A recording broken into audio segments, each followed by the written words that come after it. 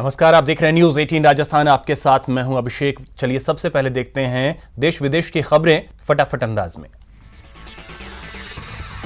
राज्यसभा में जम्मू कश्मीर में राष्ट्रपति शासन की मियाद और 6 महीने बढ़ाने के प्रस्ताव को मंजूरी दे दी गई। साथ ही जम्मू कश्मीर आरक्षण संशोधन बिल को भी उच्च सदन से निर्विरोध पारित कर दिया गया। यह बिल पहले ही लोकसभा से पारित हो चुका है और राज्यसभा में किसी भी दल ने इस बिल का विरोध नहीं किया। टीएमसी के साथ ही जेडीयू, बीजेडी और बीएसपी के समर्थन के कारण राज्यसभा में सरकार की मुश्किल का हल निकल गया। गृह मंत्री अमित शाह ने राष्ट्रपति शासन की मियाद बढ़ाने और जम्मू कश्मीर आरक्षण बिल को राज्यसभा में पेश किया था। कश्मीर को लेकर राज्यसभा में गृह मंत्री शाह ने शांति मंत्र भी दिया। शाह ने कहा कि जमहूरियत, कश्मीरियत और इंसानियत से घाटी की समस्या का हल निकालेंगे। राज्यसभा में कश्मीर की चर्चा के दौरान गृह मंत्री अमित शाह ने कश्मीरी पंडितों का मुद्दा उठाया तो नेहरू की कश्मीर नीति पर तंज कसा। शाह ने कहा कि उनकी सरकार आतंक के खिलाफ जीरो टॉलरेंस की नीति पर कायम है। वहीं जम्मू कश्मीर के बहाने पंडित नेहरू के नाम पर बीजेपी और कांग्रेस में जोरदार बहस हुई। बीजेपी के तंज का जवाब देते हुए कांग्रेस सांसद गुलाम नबी आजाद ने कहा कि नेहरू के कारण ही आज कश्मीर भारत का हिस्सा है। कल बीजेपी संसदीय दल की बैठक होगी। पीएम मोदी इस बैठक को संबोधित करेंगे और बजट सत्र के लिए बीजेपी सांसदों को पार्टी की रणनीति की जानकारी देंगे। जीएसटी लागू होने के सफल 2 साल पूरे होने पर हुए कार्यक्रम में वित्त राज्य मंत्री अनुराग ठाकुर ने बताया कि जीएसटी के रजिस्टर्ड टैक्स पेयर की संख्या 1 करोड़ 20 लाख तक पहुंच चुकी है।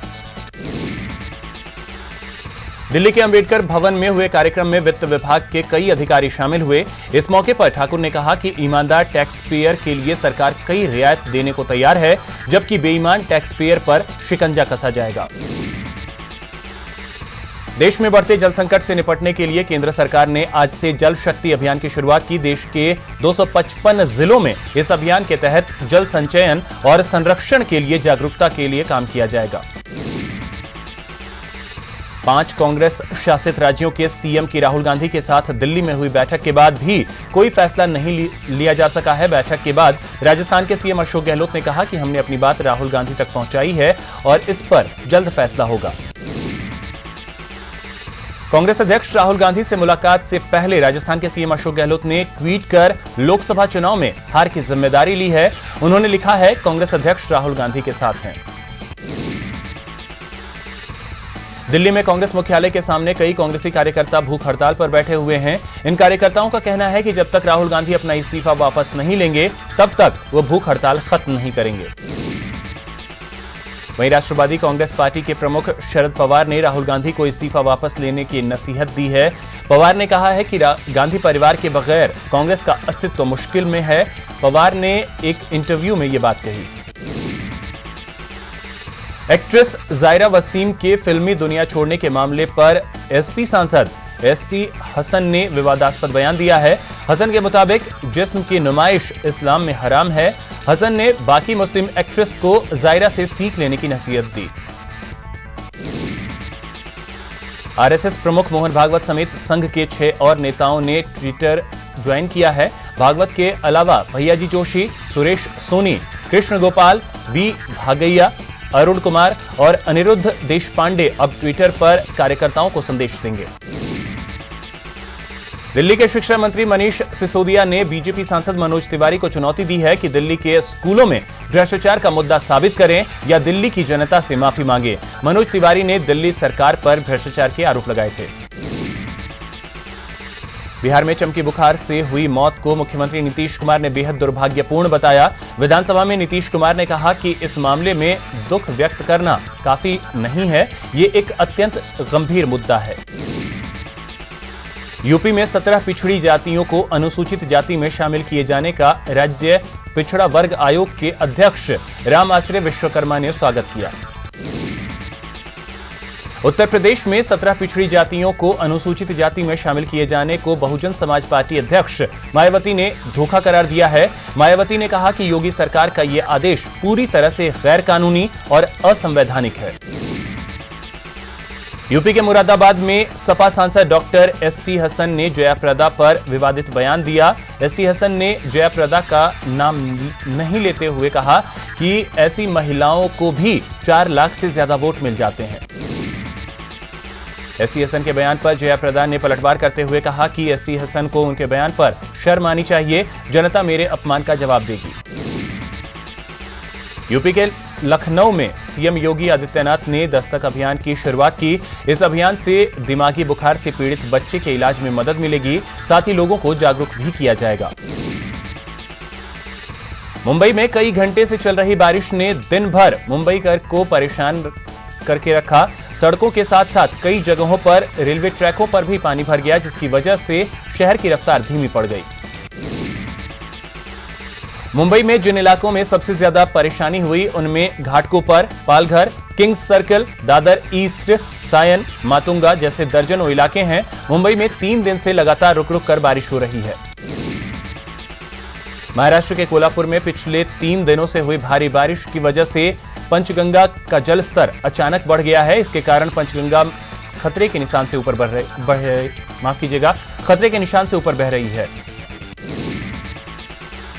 वहीं गुजरात के छोटा उदयपुर में भारी बारिश की वजह से जांजवा डैम ओवरफ्लो करने लगा है।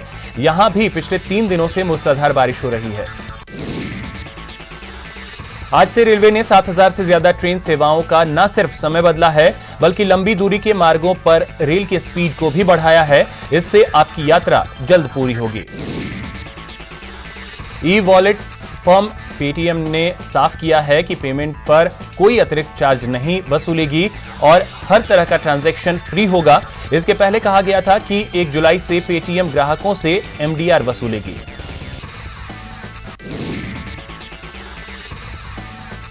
केरल के त्रिवेंद्रम में एबीवीपी के कार्यकर्ताओं ने सचिवालय के बाहर प्रदर्शन किया। इस दौरान उनकी पुलिस से झड़प भी हुई और पुलिस ने इन लोगों को भगाने के लिए वाटर कैनन का इस्तेमाल किया। जम्मू कश्मीर के किश्तवाड़ में यात्रियों से भरी एक बस के खाई में गिरने से 35 यात्रियों की मौत हो गई, जबकि कई लोग जख्मी हो गए। वहीं शिमला के खलीनी में एक स्कूल बस खाई में जा गिरी। इस हादसे में स्कूल बस के ड्राइवर और 2 स्टूडेंट की मौत हो गई, जबकि कई स्टूडेंट जख्मी हो गए। दिल्ली से सटे गुरुग्राम में एक केमिकल इंजीनियर ने पत्नी, बेटी और बेटे की हत्या कर खुद भी सुसाइड कर लिया। आरोपी केमिकल इंजीनियर हैदराबाद में काम करता था। अमरनाथ यात्रा का पहला जत्था आज घाटी से रवाना हुआ। 46 दिन तक चलने वाली इस यात्रा में बालटाल और पहलगाम दोनों रूट पर सैकड़ों श्रद्धालु बाबा बर्फानी के दर्शन के लिए आगे बढ़ रहे हैं। आतंकी हमले के कारण यात्रा को लेकर काफी सख्त सुरक्षा इंतजाम किए गए हैं। इस बार श्रद्धालुओं की सुरक्षा के लिए क्यूआर कोडिंग की व्यवस्था की गई है। मुख्यमंत्री अशोक गहलोत और शिक्षा राज्य मंत्री गोविंद सिंह डोटासरा कल स्कूल की बाल सभा में शिरकत करेंगे। जयपुर के शाहपुरा कस्बे के पास अमरसर के सरकारी स्कूल में गहलोत छात्रों से रूबरू होंगे।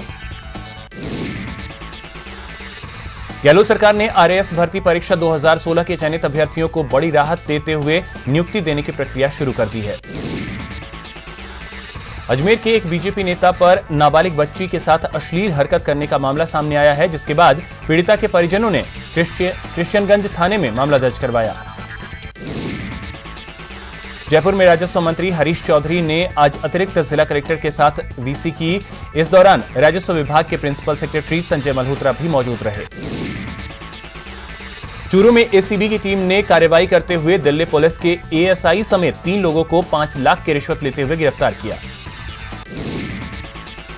बारह में भी एसीबी की टीम ने कार्रवाई करते हुए खनन विभाग में तैनात सर्वेयर गिरिराज मीणा को 10,000 की रिश्वत लेते हुए गिरफ्तार किया।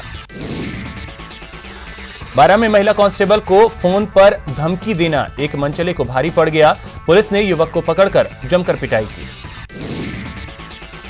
करौली के जगदीशपुरा गांव में रास्ते के विवाद को लेकर 2 पक्षों में खूनी संघर्ष हो गया। एक दूसरे पर लाठी डंडे और धारदार हथियारों से वार कर दिया। घटना में 10 लोग घायल हो गए। कोटा के बूंदी रोड पर चलती कार में अचानक आग लग गई। सूचना पर मौके पर पहुंची नयापुरा पुलिस और दमकल की गाड़ी ने कड़ी मशक्कत के बाद आग पर काबू पाया। दौसा में भी चलती कार में अचानक आग लग गई और देखते ही देखते कार धू-धू कर स्वाहा हो गई। इस दौरान कार में 2 शिक्षक सवार थे। हालांकि आग का पता लगते ही दोनों अध्यापकों ने सूझबूझ दिखाई और कार रोककर बाहर निकल गए। अलवर के एक स्टील फैक्ट्री में भीषण आग लग गई। आग से अफरा तफरी का माहौल पैदा हो गया। लोगों ने भागकर अपनी जान बचाई। राजस्थान यूनिवर्सिटी में नए सत्र का आगाज हंगामेदार हुआ है। सिंडिकेट मीटिंग के बाहर एबीवीपी के छात्रों ने प्रदर्शन किया, जिन्हें रोकने के लिए पुलिस तक बुलानी पड़ गई। नए शिक्षा सत्र की शुरुआत हो गई है। एजुकेशन सिटी कोटा के स्कूलों और कॉलेजों में आज से स्टूडेंट्स की रौनक देखने को मिली। जैसलमेर के गफूर भट्टा कच्ची बस्ती में उस वक्त हड़कंप मच गया जब एक मकान में घरेलू सिलेंडर धमाके के साथ फट गया, जिससे मकान की दीवारें क्षतिग्रस्त हो गईं। योग गुरु बाबा रामदेव आज अलवर जिले के तिजारा पहुंचे, जहां उनके निजी प्रवक्ता एसके तिजारावाला की माताजी शकुंतला देवी को श्रद्धांजलि अर्पित की। स्विस बैंकों में पैसा रखने के मामले में ब्रिटेन सबसे आगे है। स्विस नेशनल बैंक की रिपोर्ट के मुताबिक 2018 में कुल जमा रकम का 26% हिस्सा ब्रिटेन के कारोबारियों का था। भारतीयों की रकम रखने में धीरे धीरे कमी आ रही है। भारत इस समय 74वें नंबर पर है। पिछले साल भारतीयों की जमा रकम में 6% तक की कमी आई थी। उस वक्त रैंकिंग 73 थी। अमेरिका के टेक्सास में प्राइवेट प्लेन क्रैश होने में 10 लोगों की मौत हो गई। टेक्सास के एडिसन म्यूनिसिपल एयरपोर्ट से जब प्लेन टेक ऑफ कर रहा था तो अचानक हैंगर में घुस गया। इसके बाद उसमें आग लग गई। इसमें सवार सभी 10 लोगों की मौत हो गई। अफगानिस्तान में हुए बड़े हमले में 19 लोगों की मौत हो गई है। तालिबान के एक संगठन ने इस हमले की जिम्मेदारी ली है। दुबई में अरबपति शासक शेख मोहम्मद बिन राशिद अल मखतूम की छठी पत्नी राजकुमारी हया बिन्त अल हुसैन ने देश छोड़ दिया है। हया करीब 271 करोड़ रुपए और अपने 2 बच्चों के साथ फरार हो गई। मीडिया रिपोर्ट के मुताबिक हया फिलहाल लंदन में छिपी हैं। रानी हया जॉर्डन के राजा अब्दुल्ला की सौतेली बहन है। आईसीसी वर्ल्ड कप में आज श्रीलंका और वेस्टइंडीज के बीच मुकाबला खेला जा रहा है। पहले बल्लेबाजी करते हुए श्रीलंका की टीम ने वेस्टइंडीज के सामने 338 रनों का लक्ष्य रखा। श्रीलंका की ओर से अविस्का फर्नांडो ने शानदार शतकीय पारी खेली तो कुशल परेरा अर्धशतक बनाकर आउट हुए। टीम इंडिया को विश्व कप में एक और बड़ा झटका लगा है। चोट के कारण विजय शंकर विश्व कप से बाहर हो गए हैं। विजय की जगह मयंक अग्रवाल को मौका मिल सकता है। आईसीसी वर्ल्ड कप में भारत का अगला मुकाबला बांग्लादेश से होगा। बर्मिंघम में होने वाले इस मुकाबले में यह मुकाबला भारत के लिए बेहद अहम है। टीम को अंतिम 4 का टिकट कंफर्म करने के लिए 1 अंक की जरूरत है।